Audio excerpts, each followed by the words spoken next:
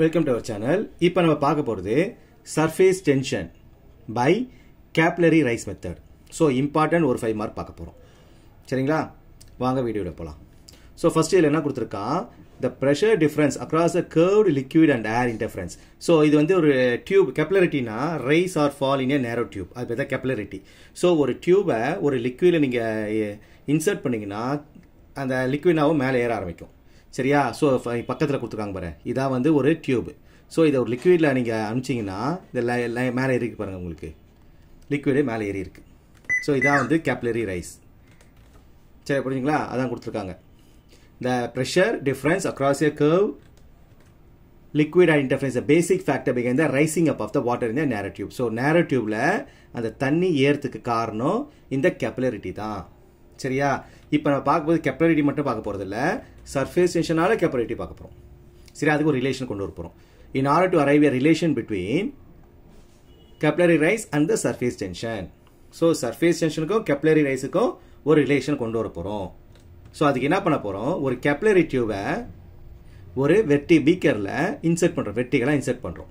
அந்த பீக்கர்ல ஃபுல்லா தண்ணி இருக்கு, அந்த தண்ணில என்ன பண்றோம்? ஒரு கேபிலரி டியூபை உள்ள இன்சர்ட் பண்றோம். இன்சர்ட் பண்ணா கேபிலரிட்டினால அந்த வாட்டர் என்னாவும் ரைஸ் ஆகும். ஸோ வாட்டர் ரைஸ் இந்த கேபிலரி டியூப் ஒரு குறிப்பிட்ட ஹைட் மேலே ஏறிடும் டியூ டு சர்ஃபேஸ் டென்ஷன். சொல்ல முடிச்சுங்களா? ஸோ சர்ஃபேஸ் டென்ஷன் ஒன்றும் கிடையாது. இப்போ இங்கே ஒரு பீக்கர் இருக்குன்னு வச்சுக்கோங்க, இந்த பீக்கர் ஃபுல்லாக தண்ணி இருக்கு. ஸோ இது ஃபுல்லாக வாட்டர் மாலிக்யூல் தான் இருக்கும் நம்ம கிட்ட, கரெக்டுங்களா? ஸோ இந்த water molecule force of attraction எல்லாருக்கும் ஈக்குவலாக தான் இருக்கும். ஸோ பக்கத்தில் இருக்க மாலிக்யூல் எல்லா மாலிக்யூலும் அட்ராக்ட் பண்ணிட்டு இருக்கும். அதே சர்ஃபேஸ் கிட்ட இருக்குல்ல இந்த வாட்டர் மாலிக்யூல்ஸ், இதுக்கு மேல் பக்கம் நம்ம கிட்ட வாட்டர் மாலிக்யூலே கிடையாது. இப்போ கீழே இருக்கிறது மட்டும் தான் இதை அட்ராக்ட் பண்ணும். ஸோ மேல் வந்து அட்ராக்ஷன் கிடையாது. அப்போ இது கீழ் நோக்கி இழுக்க ஆரம்பிக்கும். ஸோ அப்போ இது என்ன பண்ண, மேலே சர்ஃபேஸில் இருக்கிற வாட்டர் மாலிக்யூல் மட்டும் பக்கத்தில் இருக்குல்ல மாலிக்யூல்ஸ் அதோட ஸ்ட்ராங்காக வந்து அட்ராக்ஷன் வச்சுக்கும். இப்போ கீழே இருக்க ஃபோர்ஸ் ஆஃப் அட்ராக்ஷனோட இந்த சர்ஃபேஸில் அட்ராக்ஷன் அதிகமாக இருக்கும். அப்போ அந்த இடத்துல ஒரு டென்ஷன் கிரியேட் ஆகும். ஸோ அதை தான் என்ன சொல்கிறாங்க? சர்ஃபேஸ் டென்ஷன் அப்படின்னு சொல்கிறாங்க. சரியா? இந்த சர்ஃபேஸ் டென்ஷனால இந்த லிக்விட் மேலே இருந்தால் நம்ம பார்க்க போகிறோம். அதான் surface tension by capillary rise method. சொல்ல புரிஞ்சுங்களா? ஸோ சர்ஃபேஸ் டென்ஷன்றது எஃப் எங்கே ஆக்ட் பண்ணுது? Point of contact. ஸோ நம்ம இதில் பாஸ் பண்ணோம்னா இதுதான் வந்து இந்த இடத்துல தான் உங்களுக்கு அது பாயிண்ட் ஆஃப் இந்த இடத்துல ஃபார்ம் ஆகுது. அப்போ இது ரெண்டு காம்பனண்டாக பிரியுது. இந்த surface tension resolve into two component. ஒன்று வந்து டி சைன் தீட்டா, ரெண்டுக்கும் வெர்டிகலாக இருக்கும், சாரி ஹாரிசான்டலாக இருக்கும். ஸோ இது ரெண்டு என்ன ஆகிடும்? நமக்கு கேன்சல் ஆகிடும் ஹாரிசான்டலாக இருக்கிறதுனால. அதாவது ஈக்குவலாக இருக்குது, ஆப்போசிட் டைரக்ஷனில் போகுது. ஸோ அது என்ன ஆயிடுச்சு? நமக்கு ரெண்டுமே கேன்சல் ஆயிடுச்சு. நம்மளுக்கு அப்புறம் வெர்டிகல் காம்பனன்ட் ரெண்டு இருக்குது, டி காஸ் தீட்டா. இது ரெண்டும் ஒரே டைரக்ஷன் போதுனால நம்ம இதை மட்டும் யூஸ் பண்ணிக்க போகிறோம். சொல்ல புரிஞ்சுங்களா? ஸோ அப்போ ஃபார்முலா என்ன போடுறோம்னா, நம்மளுக்கு total upward force equal to T cos theta 2πr. இந்த 2πr ஏன் போறோம்னு பார்த்தீங்கன்னா அதுக்கு இந்த ஸ்டேட்மெண்ட் யூஸ் பண்ணணும். Total surface tension along the circular contact line of meniscus. மினிஸ்கஸ்னா எதுவும் கிடையாது. இப்போ இது மாதிரி ஒரு டியூப் இருக்குன்னு வச்சுங்களேன், இந்த டியூப்ல இப்படி தானே இருக்கும், உங்களுக்கு இது மாதிரி இருக்கும். ஸோ அப்போ இந்த இடத்துல இப்போ லைன் போட்டோன்னா இந்த இடத்துல எக்ஸ்ட்ரா ஒரு வருதுங்களே, இந்த இடம் தான் மினிஸ்கஸ். சொல்ல புரியுதுங்களா? அதாவது ஒரு சிலிண்டர்ல ஒரு எமிஸ்பியரை போட்டால் எப்படி இருக்கும் உங்களுக்கு? எமிஸ்பியர் வச்சா அப்போ இந்த இடத்துல ஒரு கேப் வருதுங்களா உங்களுக்கு, இந்த கேப் தான் மினிஸ்கஸ். ஸோ இதுதான் மினிஸ்கஸ். அப்போ இந்த இடத்துல ஒரு சில எப்படி இருக்கும்னா 2πr டைம்ஸ் ஃபோர்ஸாக இருக்கும். அந்த சர்ஃபேஸ் டென்ஷன் எப்படி இருக்கும்? 2πr time force. அதனால தான் இங்கே எக்ஸ்ட்ரா போட்டிருக்கோம் 2πr T cos theta.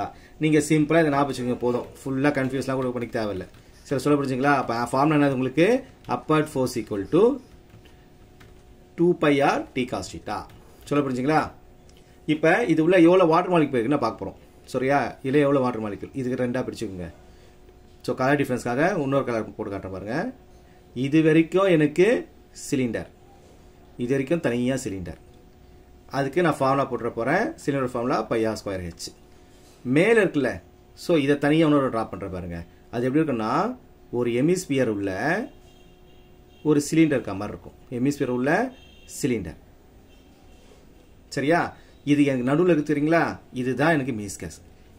Yellow colour போட்டு காட்டுற பாருங்க, இதுதான் எனக்கு மினிஸ்கஸ். இந்த இடத்துல எனக்கு லிக்விட் மேலே ஏறி இருக்கு. சரியா?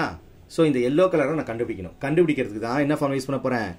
Volume of cylinder minus volume of hemisphere. இந்த ஃபார்முலா யூஸ் பண்ணி போறேன். சொல்ல புரிஞ்சுங்களா? ஸோ அப்போ வால்யூம் ஆஃப் சிலிண்டர் வந்து πr²h, இல்லை RHS சேம்னால πr3, இல்லை ரேடியஸும் ஹைட்டும் எனக்கு சேம் சிலிண்டரில். Volume of hemisphere 2/3πr3. அப்போ டோட்டல் என்ன ஆயிடுச்சு எல்சிஎம் எடுத்தோம்னா பை ஆர் கியூப் பை 3. அப்போ மினிஸ்கோஸோட வால்யூம் அது பை ஆர் கியூப் பை 3.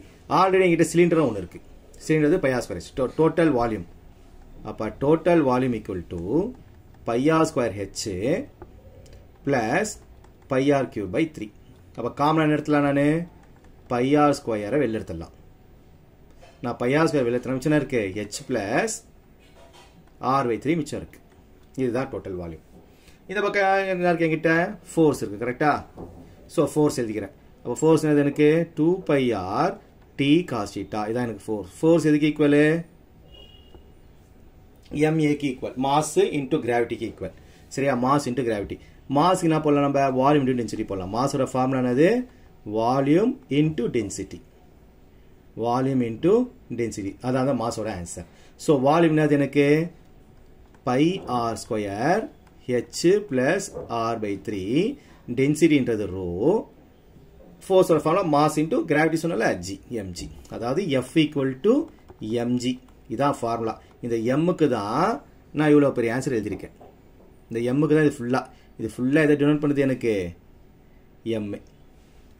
இது ஃபார்முலாக்கு ஜி.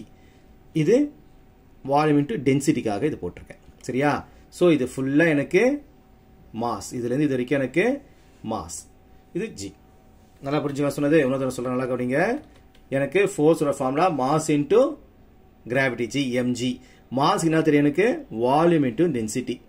ஸோ அந்த வால்யூம் இன்டூ டென்சிட்டி எடுத்து இங்கே ரீப்ளேஸ் பண்ண போகிறேன். எனக்கு வால்யூம் தான் ஆல்ரெடி நான் கண்டுபிடிச்சேன். இதான் வால்யூம். டென்சிட்டியோட சிம்பிள் வந்து rho. So pi R square H plus R pi g rho into g. நல்லா புரிஞ்சுக்கலாம். ஸோ இதில் எது கேன்சல் ஆகி பாருங்க. இந்த பைக்கு இந்த பை கட் ஆயிடுச்சு. ஒரு ஆருக்கு ஒரு ஆர் கட் ஆயிடுச்சு. மிச்சம் இங்கே ஒரு ஆர் மட்டும் தான் இருக்கு. எனக்கு சர்ஃபேஸ் டென்ஷன் தான் வேணும். இல்லை ஆர்ன்றது ரேடியஸ். அதாவது கேப்லரி டியூப்னா ஊசி போடுறாங்களா உங்களுக்கு சிரஞ்சு, அது எவ்வளோன்னு இருக்கும் ஊசியோட ஓட்டர் ரொம்ப சின்னதாக இருக்கும். அதே டிவைட் பை 3 பண்ணால் ரொம்ப சின்னதாயிடும். So R by 3 very much less. நான் என்ன பண்ணுறேன் அதை நெக்லெக்ட் பண்ணிடுறேன். ஸோ என்ன பண்ணிடுறேன் ஆர் பை 3 நெக்லெக்ட் பண்ணிடுறேன். ரிமைனிங் என்கிட்ட என்ன பார்த்தீங்கன்னா ஆர்ஹெச் ரோஜி மட்டும் தான் இருக்கு. ஸோ இந்த பக்கம் என்ன இருக்கு என்கிட்ட 2t காஸ் தீட்டான்னு இருக்கு. எனக்கு தேவைது டி தான். அப்போ T equal to R H rho g by 2 cos theta. அவ்வளோதான். சொல்ல புரிஞ்சுங்களா? நல்லா புரியுதுங்களா? ஸோ இதுதான் வந்து சர்ஃபேஸ் டென்ஷன். சரியா. இப்போ சர்ஃபேஸ் டென்ஷனுக்கு ஹைட் கண்டுபிடிக்கணும்னு வச்சுங்களேன். ஹெச்சும் ஆறு வர மாதிரி பார்த்துக்கோங்க ஒரு பக்கம். ஸோ அப்போ ஹெச் மட்டும் ஒரு பக்கம் இருக்கட்டும், ஹைட் மட்டும் ஒரு பக்கம் இருக்கட்டும், மற்றெல்லாம் ஒரு பக்கம் தள்ளி விட்டுடலாம். ஸோ இந்த ஹெச் மட்டும்தான் இங்கே இருக்குது, மற்றெல்லாம் ஒரு பக்கம் அமுச்சு விட்ருங்க. அப்போ H equal to 2t cos theta by rho g into 1 by R. So இதெல்லாம் வந்து கான்ஸ்டன்ட் வேல்யூ. இது எல்லாமே என்னது எனக்கு கான்ஸ்டன்ட் வேல்யூ. அப்போ ஹெச் இதை பொறுத்து இருக்கு ஹெச் ப்ரொபோர்ஷனல் டு 1 பை ஆர்ன்னு இருக்கு.